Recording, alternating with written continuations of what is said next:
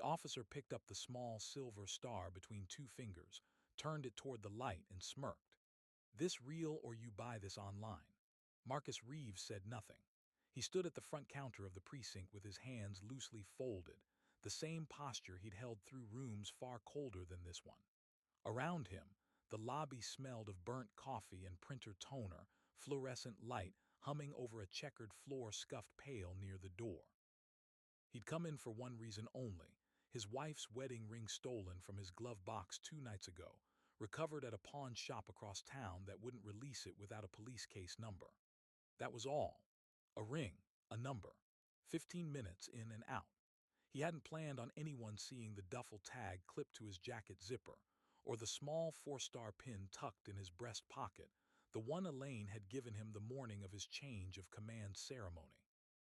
The last thing she'd pinned to his chest before the cancer took the rest of the years they planned on. He didn't wear it, he carried it. There was a difference, though nobody behind that counter seemed interested in learning it. "Let me see that," the younger officer said, and reached for it before Marcus had finished setting his information down, plucking the pin off the counter like it was a coin he'd found on the sidewalk. "That belonged to my wife," Marcus said. Quiet. Not a warning, just a fact you thought might matter to someone. It didn't. The officer, raised according to the tag on his chest, held it up toward his partner and grinned. "Says 4 stars. You believe this?" He said it the way a man says something he already knows the answer to, already decided before he'd asked the question. Two other officers wandered over from a nearby desk, drawn by his tone more than his words, and a small half-circle formed around the counter, the kind that gathers without anyone quite meaning together. Marcus had seen this particular formation before in different uniforms, different countries, different decades. People rarely came together to hear an explanation. They came together to watch someone be wrong. "You military?" Reyes asked, not really asking. "I was." "What branch?" "Army." Reyes turned the pin over once more, then set it down harder than he needed to. The small metal clink of it against the counter, oddly loud in the quiet lobby. "Funny. Most vets I know don't walk around with 4 stars in their pocket like it's a poker chip." A short laugh went through the half-circle, more reflex than humor, the kind of laugh that needs an audience to survive. Marcus kept his hands where they were. He'd learned a long time ago that dignity wasn't something you defended loudly.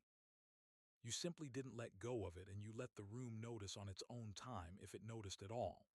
"I'm only here about the ring," he said. "The case number. That's all I need." Nobody answered that directly. Instead, a woman behind the counter, Officer Dunbar, sergeant stripes on her sleeve, leaned over to see what the fuss was about, glanced at the pin, then at Marcus, then back at the pin. Her expression settling into something between curiosity and suspicion, the kind that forms fast and hardens faster. "Sir, is this yours?" she asked, holding it up. "Yes. You have paperwork. Discharge papers, ID, anything showing rank." Marcus had his license, his concealed carry permit, expired 2 years now, no longer relevant to anything. A folded photograph of Elaine at a ceremony you no longer attended in memory without some ache attached to it. He had none of that with him today because he hadn't expected to need to prove who he was in order to recover something that was already his. "No," he said. "I wasn't expecting to need it. I only came in about the ring." Dunbar's expression didn't soften. If anything, the absence of paperwork seemed to confirm something she'd already begun believing the moment Reyes laughed. She set the pin down beside his license, lined the two up like evidence, and looked at him the way people look at something they've already decided is a problem. "Sir," she said, "I'm going to need you to explain exactly where you got this." Marcus looked at the pin sitting under the fluorescent light, small and silver and entirely undeserving of the weight the room had just placed on it.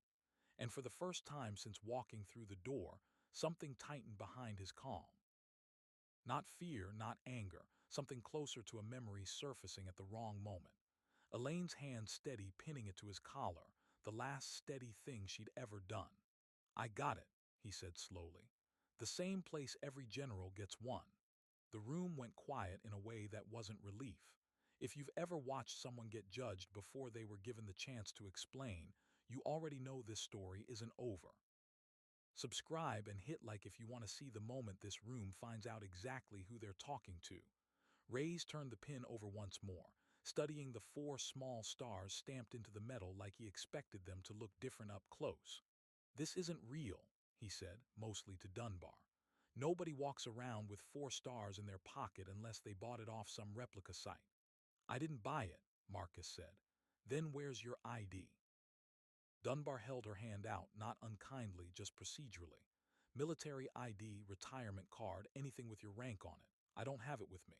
"You don't have it with you," she repeated, and something in her tone shifted from curiosity to the beginning of certainty. "So you're telling us you're a general, but you can't show us anything that says so." "I'm telling you it's mine. I'm not asking you to take my word as proof of rank. I only came in about the ring. Are you claiming to be a general or not?" Marcus held her eyes for a moment before answering, because he understood that whatever he said next would be the sentence she carried into every decision that followed. "Yes." The lobby had gone quieter around them, the earlier laughter thinning into something more attentive. Reyes glanced at his partner, and whatever amusement had been on his face a minute ago had started to harden into something more serious, the particular seriousness of a man who believes he stumbled onto more than he expected. "Sergeant," Reyes said, "you understand what we're looking at here. Guy's got no ID, no papers, carrying rank insignia he can't account for, and he's admitting to the claim. That's not somebody playing dress-up. That's impersonation, plain and simple, and it's federal." Dunbar didn't laugh. She looked at the pins sitting between them on the counter, then at Marcus, weighing something Marcus couldn't read from her face. "I'm going to hold on to this while we sort out who you are," she said, and picked it up. "That belonged to my wife," Marcus said. "She's gone now. It's the only thing of hers I still carry." Dunbar's hand paused over the evidence bag just briefly, and for a moment Marcus thought she might set it back down. Then she opened the bag instead. "I understand that matters to you, but right now I've got a man in my lobby claiming a rank he can't prove, and I have to treat this like what it looks like." The clasp sealed with a soft click. "I'm sorry, I'll log it carefully. You'll get it back once this is settled, one way or another." "It's already settled," Marcus said.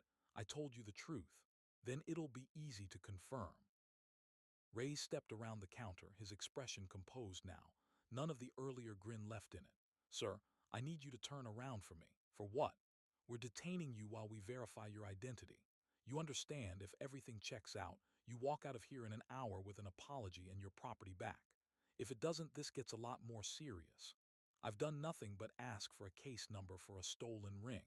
And instead, we found a man carrying general's insignia with no way to back it up." Dunbar said, not unkindly but without doubt in her voice either. "I have to take that seriously. I'd be failing at my job if I didn't." Marcus turned without being asked twice, his hands drifting behind his back before Reyes reached for them, because he had decided years ago that dignity didn't require resistance to prove itself. The cuffs closed cold around his wrists. Near the entrance, a woman who'd been waiting to file a noise complaint had her phone raised, angled low, filming without quite admitting to herself that she was filming. An older man by the vending machine looked away. Nobody said anything. Reyes walked him toward the back hallway, one hand light on his elbow, his voice lower now, almost apologetic in its procedural flatness. "This is just protocol, nothing personal." "I understand," Marcus said, and meant it more than Reyes expected him to. Just before the door swung shut behind them, Marcus stopped to look back toward the counter, where Dunbar stood with the sealed bag still in her hand. "I'd like my one phone call," he said. "When you're ready to allow it. Standard procedure. You'll get it. It's a specific number. Ask for the Pentagon's recall verification desk and tell them Marcus Reeves is requesting identity confirmation." Dunbar frowned, the number obviously unfamiliar, nothing about it matching the kind of call she was used to processing. "That's not something I can just look up." "It'll ring," Marcus said. "Someone will answer." The door closed behind him.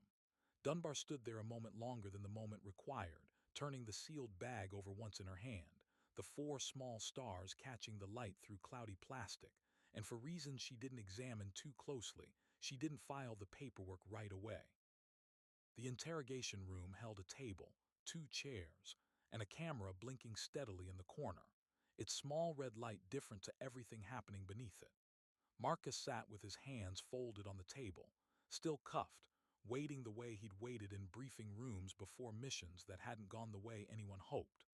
Detective Aaron Voss came in carrying a manila folder that had nothing in it yet, and set it down like it already held something incriminating. He was younger than Dunbar, the kind of young that mistakes suspicion for instinct. "Mr. Reeves," Voss said, sitting. "Let's start simple. Where'd the pin come from? I already told the sergeant. My wife gave it to me." "Your wife give you the duffel tag, too?" "No, that's mine. 22 years of service if you want the record to reflect that." Voss opened the folder, found it empty, closed it again. "See, that's the part I'm stuck on. We run vets through here all the time. Most of them, if they served, they've got the paperwork memorized. DD-214, discharge date, unit number. You're giving me a pin and a tag and asking me to take your word. I'm not asking you to take my word. I'm telling you it'll check out if you look. We're looking." Voss said it like a warning, not a promise. Down the hall, Dunbar sat at her terminal and typed Marcus's name and date of birth into the federal record system. The kind of routine check she'd run 1,000 times without incident. The cursor blinked. She waited for the usual scroll of information. Address history, prior contacts, nothing interesting. But instead the screen froze for a moment, then returned the single line of red text. Access restricted. DOD recall roster. Local clearance insufficient. She stared at it, assuming she'd fat-fingered something, and ran it again, typing more carefully this time. The result came back identical, the screen locking her out entirely and forcing her back to the login page. She called over Grady, the department's IT contact, a heavyset man who mostly fixed printer jams and reset passwords. He leaned over her shoulder, squinted at the frozen error, and shook his head. "Never seen that code," Grady said. "That's not a glitch message. Glitches don't specify an agency." "So what is it?" "Means his file's sealed somewhere above what we can touch. County can't pull it. State probably can't either." He straightened up, uneasy in a way that didn't suit him. "You sure this guy is just some vet with a fake medal?" "I don't know what he is," Dunbar said, and for the first time that afternoon she meant it honestly. Back in the interrogation room, Voss tried a different angle, tapping his pen against the table in a rhythm that was starting to grate on its own repetition. "Let's talk about the ring you say got stolen. Convenient story, showing up here with a theft claim and a general's insignia on the same day. The ring isn't a story. It's my wife's wedding ring. It was stolen from my truck 2 nights ago, and the pawn shop that recovered it needs a case number before they'll release it back to me. That's the entire reason I walked in here. And the pin just happened to be in your pocket. I've carried it every day for 11 years. It wasn't something I planned to bring up. Your officer noticed it." Voss leaned back, I'm convinced, and was about to say something else when the door opened and Dunbar stepped in. Her expression different than it had been an hour earlier, not softer, just less certain. "Can I take you outside?" she said to Voss, and he followed her into the hallway, leaving Marcus alone with the blinking camera and the low hum of the fluorescent lights. "System's locking me out," Dunbar said, keeping her voice down. "Twice now. Not a normal error. Grady says it's a federal seal. Could be a glitch on their end, could be, or it's exactly what he told us to expect when I asked him for his ID." She glanced back through the small window in the door at Marcus sitting motionless, hands still folded, watching nothing in particular. He hasn't raised his voice once, hasn't asked for a lawyer, hasn't asked us to apologize. He's just been waiting this whole time like he already knows how it ends. That's not evidence of anything. "No," Dunbar admitted, "but it's not nothing either." They stood there another moment, neither of them saying what they were both starting to feel, until a sound reached them from down the corridor, muffled, insistent, coming from Captain Renner's office at the far end of the building. A phone ringing. Not the department's main line, which rang constantly and meant nothing. This one was different, older, a landline kept in the corner of Renner's office that hadn't made a sound in longer than either of them could remember. Dunbar had walked past that phone for 2 years without once hearing it ring.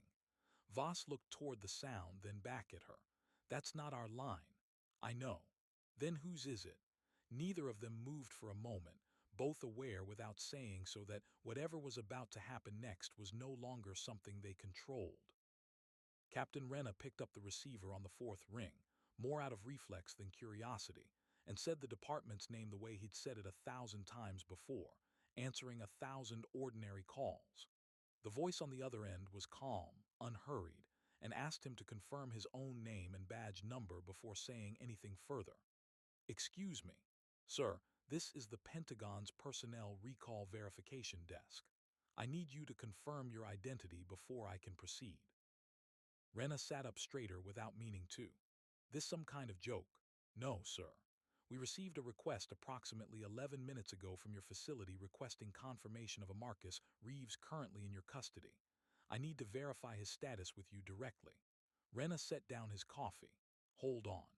He walked to his office door and called down the hallway for Dunbar, who arrived with Voss a step behind her, both of them still carrying the uneasy look they'd had since the landline started ringing.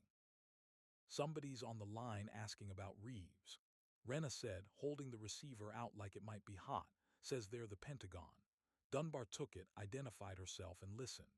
The voice on the other end asked a short series of questions. Was Marcus Reeves currently detained? Was he in good health? Had any of his personal effects been confiscated? Dunbar answered each one honestly, hearing her own answers differently as she said them out loud. The pin sitting in an evidence bag suddenly sounding less like procedure and more like a mistake she couldn't yet measure the size of. "I'm going to transfer you," the voice said. "Please remain on the line." There was a pause filled with a faint electronic hum, and then a second voice came on, older, unhurried in a different way, the unhurried of someone who's never once needed to raise his voice to be heard. "This is Colonel Whitfield, Army Personnel Command. Am I speaking with the officer holding General Reeves?" Dunbar felt the word land before she understood why it mattered so much. General, not a claim, not an insignia in a plastic bag. A title spoken plainly by a man reading it off some file she didn't have access to. "Yes, sir.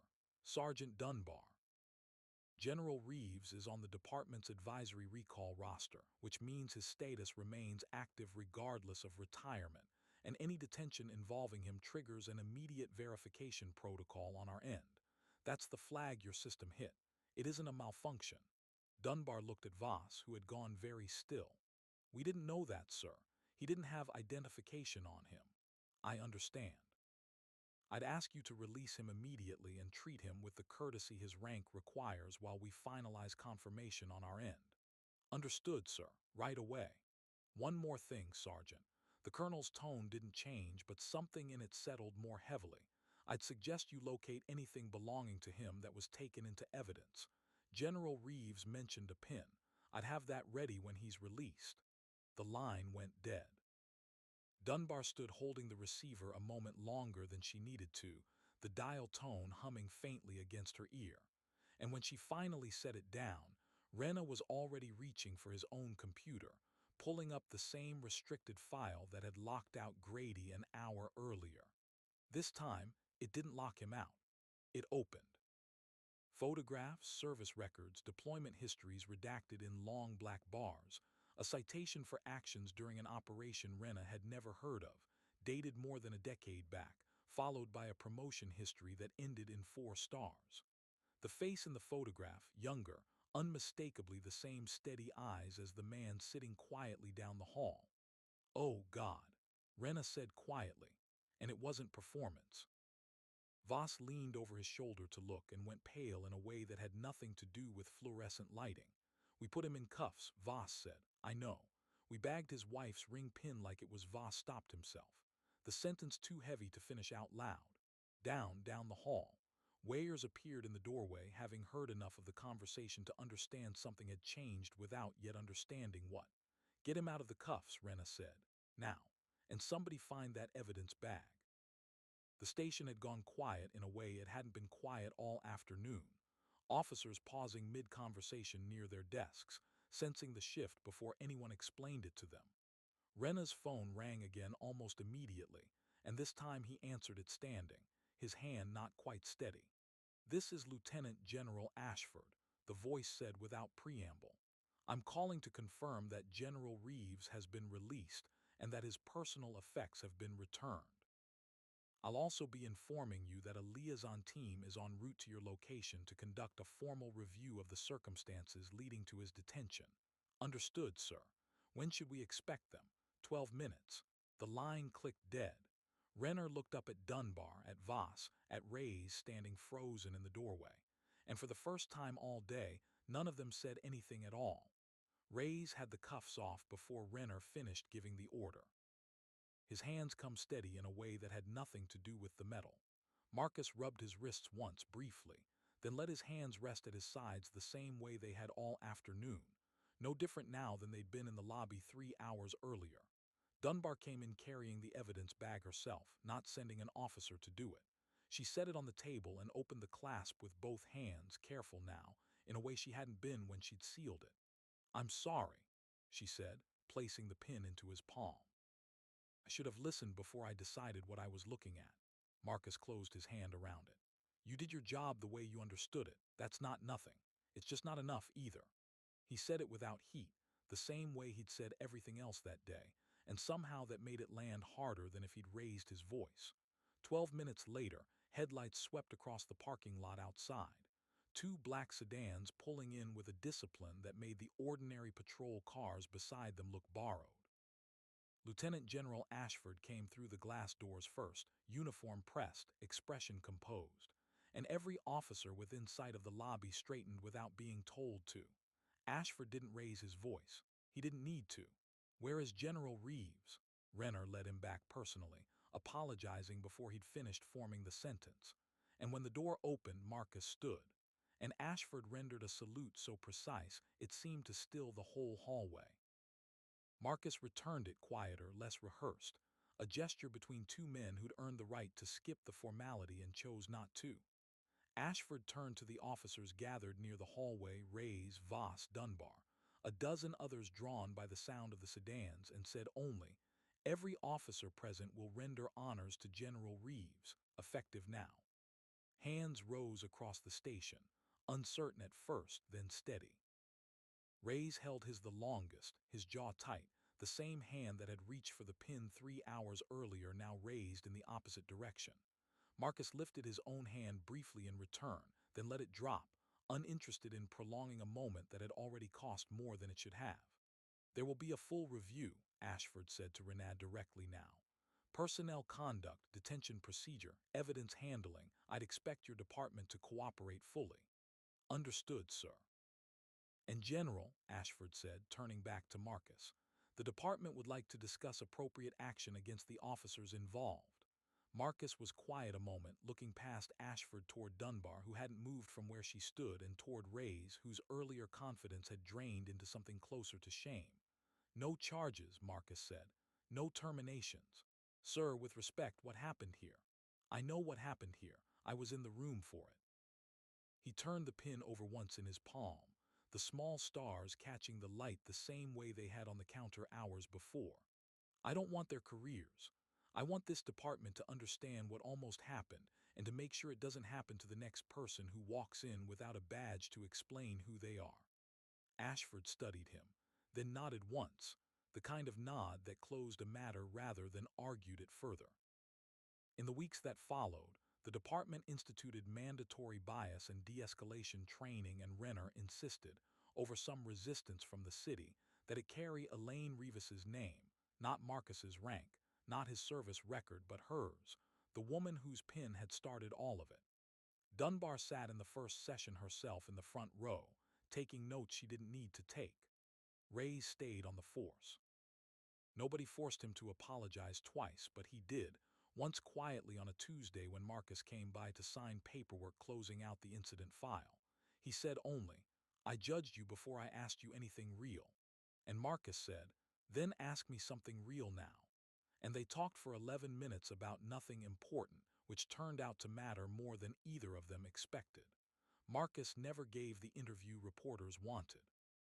He gave one brief, to a local paper, and used most of it to talk about the ring recovered from the pawn shop the same week, cleaned and resized and sitting now on a small dish on his dresser, exactly where Elaine had kept it before she got sick. On a Sunday months later, Marcus stood on the sideline of a youth football field coaching a team of 12-year-olds who had no idea what rank it once held, whistle in one hand, clipboard in the other.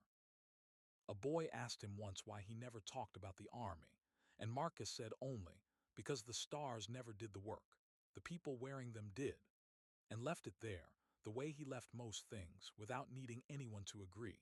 He drove home that evening in the same faded green truck, windows down, the pin resting in the cup holder where he'd started keeping it since the day it came back to him. No longer something he needed to hide or explain.